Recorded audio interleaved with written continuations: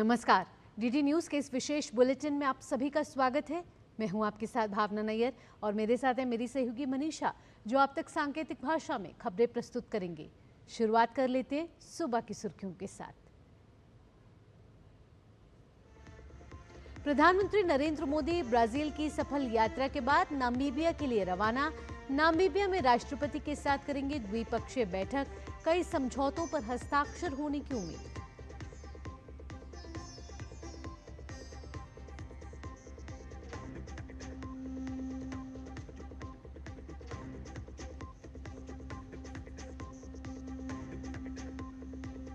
भारत और ब्राजील के बीच आतंकवाद से निपटने समेत 6 समझौते पर हुए हस्ताक्षर। पीएम मोदी ने कहा, अगले 5 साल में आपसी व्यापार $20 अरब ले जाने का लक्ष्य।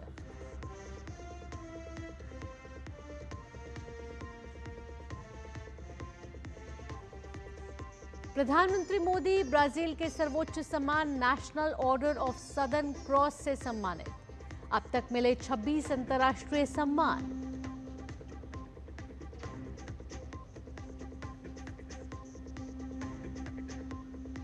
अमरनाथ यात्रा करने वाले श्रद्धालुओं की संख्या 1 लाख के पार।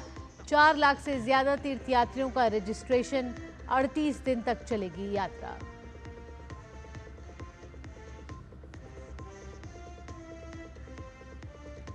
डोनाल्ड ट्रंप ने पुतिन पर साधा निशाना। कहा, यूक्रेन पर सिर्फ बकवास कर रहे हैं पुतिन। रूस पर सख्त प्रतिबंधों की दी चेतावनी।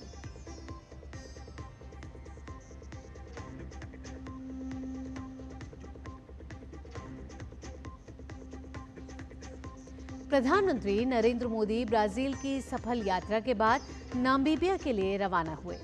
ये 27 सालों बाद किसी भारतीय प्रधानमंत्री का नामीबिया दौरा है। प्रधानमंत्री मोदी नामीबिया के राष्ट्रपति नेटुम्बो नंदी नेदेत्वा से मुलाकात करेंगे। प्रधानमंत्री नरेंद्र मोदी अपने नामीबिया के दौरे के दौरान वहां राष्ट्रपति के साथ प्रतिनिधिमंडल स्तरीय बातचीत करेंगे। इस दौरान दोनों देशों के बीच व्यापार, निवेश, खनिज संसाधनों और रक्षा सहयोग जैसे कई अहम मुद्दों पर बातचीत होगी। साथ ही प्रधानमंत्री मोदी नामीबिया के राष्ट्रीय स्मारक हीरोज एक्र पर जाकर देश के संस्थापक डॉक्टर सैम नुजोमा को श्रद्धांजलि भी अर्पित करेंगे। इसके अलावा वे नामीबिया की संसद को संबोधित करेंगे और वहां मौजूद भारतीय प्रवासी समुदाय से भी मुलाकात करेंगे। दोनों देशों के बीच डायमंड बिजनेस, जरूरी खनिजों और यूरेनियम सप्लाई पर चर्चा की संभावना है।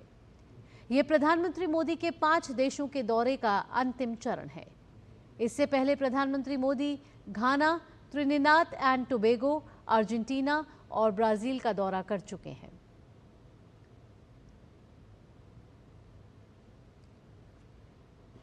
भारत और ब्राजील ने द्विपक्षीय सहयोग को बढ़ाते हुए 6 अहम समझौतों पर हस्ताक्षर किए हैं। प्रधानमंत्री नरेंद्र मोदी और ब्राजील के राष्ट्रपति के बीच वार्ता और प्रतिनिधिमंडल स्तर की बातचीत के बाद समझौता पत्रों का आदान प्रदान किया गया। ये समझौते अंतर्राष्ट्रीय आतंकवाद की रोकथाम, नवीकरणीय ऊर्जा के क्षेत्र में सहयोग और डिजिटल उपायों से जुड़े हैं। खुफिया सूचनाओं की साझा सुरक्षा, बौद्धिक संपदा और कृषि अनुसंधान में सहयोग के लिए भी दोनों देशों में समझौते हुए। प्रधानमंत्री नरेंद्र मोदी और ब्राजील के राष्ट्रपति ने साझा वक्तव्य में मजबूत द्विपक्षीय रिश्तों का जिक्र किया। हर क्षेत्र में मजबूत सहयोग की प्रतिबद्धता जताते हुए प्रधानमंत्री मोदी ने कहा कि दोनों देशों ने अगले 5 वर्ष में द्विपक्षीय व्यापार $20 अरब तक ले जाने का लक्ष्य निर्धारित किया है। भारत और ब्राजील ने संवाद और कूटनीति से विवादों के समाधान पर बल दिया। पीएम मोदी ने कहा कि ऊर्जा के क्षेत्र में हमारा सहयोग निरंतर बढ़ रहा है।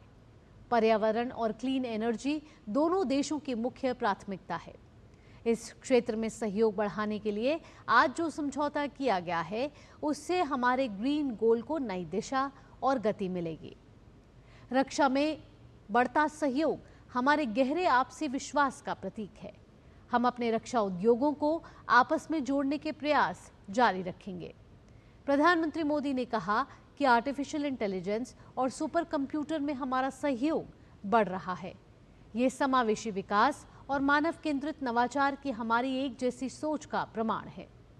साथ ही दोनों देशों ने आतंकवाद के खिलाफ मजबूत साझा प्रतिबद्धता को भी रेखांकित किया। प्रधानमंत्री मोदी ने कहा कि आतंकवाद के खिलाफ लड़ाई पर हमारी सोच समान है, शून्य सहिष्णुता और शून्य दोहरे मापदंड। हमारा स्पष्ट मत है कि आतंकवाद पर दोहरे मापदंडों का कोई स्थान नहीं है। हम आतंकवाद और आतंकवाद के समर्थकों का कठोर विरोध करते हैं।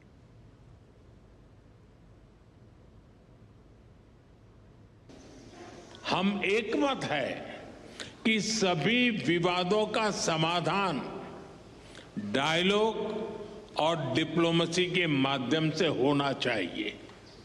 आतंकवाद के खिलाफ लड़ाई पर हमारी सोच समान है। Zero tolerance and zero double standards. हमारा स्पष्ट मत है कि आतंकवाद पर दोहरे मापदंडों का कोई स्थान नहीं है। हम आतंकवाद और आतंकवाद के समर्थकों का कठोर विरोध करते हैं। ब्राजील के राष्ट्रपति इनासियो लूला दा सिल्वा ने प्रधानमंत्री नरेंद्र मोदी को ब्राजील के सर्वोच्च नागरिक सम्मान Grand Collar of the National Order of the Southern Cross से सम्मानित किया। विदेशी हस्तियों को दिया जाने वाला ब्राजील का यह सर्वोच्च सम्मान है। यह अवार्ड मित्रता और सम्मान के प्रतीक के रूप में प्रदान किया जाता है। इस अवार्ड की स्थापना 1822 में सम्राट पेड्रो प्रथम ने ब्राजील की आज़ादी के उपलक्ष्य में की थी। 1932 में इस सम्मान को तत्कालीन राष्ट्रपति गुतेलियो वर्गास ने फिर से स्थापित किया। सम्मान स्वीकार करते हुए प्रधानमंत्री नरेंद्र मोदी ने ब्राजील की सरकार और लोगों के प्रति आभार व्यक्त किया और इसे गहरे द्विपक्षीय संबंधों को समर्पित किया। साथ ही प्रधानमंत्री ने इस पुरस्कार को भारत के 1.4 अरब लोगों और भारत ब्राजील की गहरी दोस्ती और दोनों देशों के बीच मजबूत लोगों के बीच संबंधों को समर्पित किया। प्रधानमंत्री को 5 देशों के दौरे पर अब तक 3 अंतर्राष्ट्रीय सम्मान मिले हैं। प्रधानमंत्री मोदी को अब तक कुल 26 अंतर्राष्ट्रीय सम्मान मिल चुके हैं।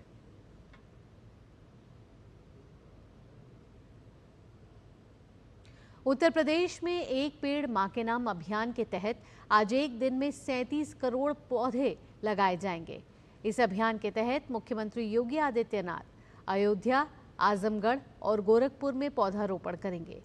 राज्यपाल आनंदीबेन पटेल बाराबंकी, उप मुख्यमंत्री केशव प्रसाद मौर्य मेरठ और ब्रजेश पाठक लखनऊ में पौधारोपण कार्यक्रम में शामिल होंगे। वहीं डॉक्टर भीमराव अंबेडकर विश्वविद्यालय में 2100 लोग एक साथ पौधे लगाएंगे। इस अभियान में 26 विभाग और 25 करोड़ नागरिकों की सहभागिता रहेगी। वायु गुणवत्ता प्रबंधन आयोग ने दिल्ली और एनसीआर में पुराने वाहनों पर ईंधन प्रतिबंध को स्थगित कर दिया है। अब तक प्रतिबंध 1 नवंबर 2025 से लागू होगा, यानी डीजल की 10 साल और पेट्रोल की 15 साल पुरानी गाड़ियों को 31 अक्टूबर तक पेट्रोल डीजल मिलता रहेगा। ये फैसला वायु गुणवत्ता प्रबंधन आयोग की हुई बैठक में लिया गया है। ये फैसला तब हुआ जब दिल्ली में प्रतिबंध को लागू करने के लिए आवश्यक ANPR कैमरा सिस्टम में कमियों को चिन्हित किया गया। अब यह प्रतिबंध 1 नवंबर 2025 से दिल्ली, गुरुग्राम, फरीदाबाद, गाजियाबाद, गौतम बुद्ध नगर और सोनीपत में लागू रहेगा। एनसीआर के बाकी हिस्सों में अप्रैल 2026 से इसे लागू किया जाएगा।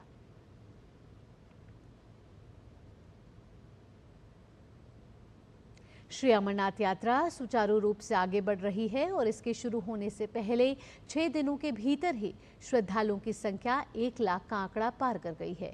अब तक 1,11,000 श्रद्धालुओं ने बाबा बर्फानी के दर्शन कर लिए हैं। 4 लाख तीर्थयात्रियों ने रजिस्ट्रेशन कराया है। इस तरह से ये यात्रा को लेकर पिछले साल की तरह ही भारी उत्साह नजर आ रहा है। आध्यात्मिक उत्सव और यात्रा पहलगाम और बालटाल दोनों मार्गों पर सुचारू रूप से जारी है और आने वाले दिनों में और अधिक भक्तों के आने की उम्मीद है। उपराज्यपाल मनोज सिन्हा सहित अन्य वरिष्ठ अधिकारी नियमित तौर पर यात्रा के प्रबंधों का जायजा ले रहे हैं। श्रद्धालुओं की सुरक्षा और सुविधा सुनिश्चित करने के लिए व्यापक सुरक्षा और रसद व्यवस्था के बीच वार्षिक अमरनाथ यात्रा आधिकारिक तौर पर 3 जुलाई को शुरू हुई थी, जो 38 दिन तक चलेगी। अमेरिका के राष्ट्रपति डोनाल्ड ट्रंप ने रूसी राष्ट्रपति व्लादिमीर पुतिन को यूक्रेन युद्ध के मुद्दे पर आड़े हाथों लिया है। कल व्हाइट हाउस में आयोजित एक कैबिनेट बैठक के दौरान ट्रंप ने पुतिन की नीति पर नाराजगी जाहिर करते हुए रूस पर और सख्त प्रतिबंध लगाने के संकेत दिए। ट्रंप ने कहा, हमें पुतिन की तरफ से बहुत सी बकवास मिल रही है। वो हर वक्त बहुत अच्छे बनते हैं, लेकिन वह सब बेकार साबित हो रहा है। उन्होंने ये भी जोड़ा कि पुतिन बहुत सारे लोगों की जान ले रहे हैं, अपने सैनिकों को भी और यूक्रेन के लोगों को भी। इस दौरान सेनेट द्वारा प्रस्तावित रूस पर अतिरिक्त प्रतिबंधों के बिल को समर्थन देने के एक सवाल के जवाब में ट्रंप ने कहा कि वो इस पर गंभीरता से विचार कर रहे हैं।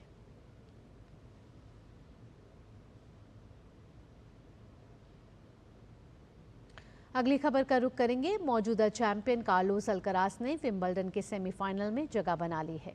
दूसरी वरीयता प्राप्त अल्कराज ने क्वार्टर फाइनल में ब्रिटेन के कैमरून नॉरी को 6-2, 6-3, 6-3 से मात दी। इस जीत के साथ अल्कराज के लगातार जीत का सिलसिला 23 मैच का हो गया है।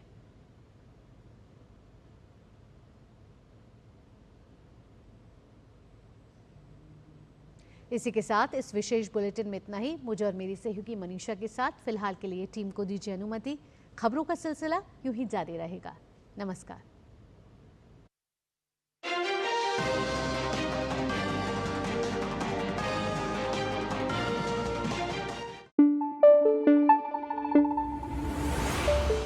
Thank you.